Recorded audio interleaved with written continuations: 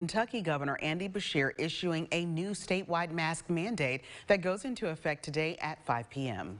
Kentuckians in public in certain situations must wear a facial covering or mask. It's going to be enforced by local health departments and others, and it's going to be as simple as if someone won't wear a mask in your place of business, then they cannot be served.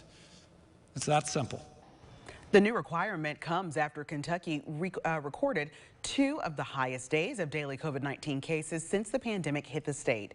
Governor Beshear says the increased case counts from the last few days, along with an explosion in other states, prompted him to issue the executive order.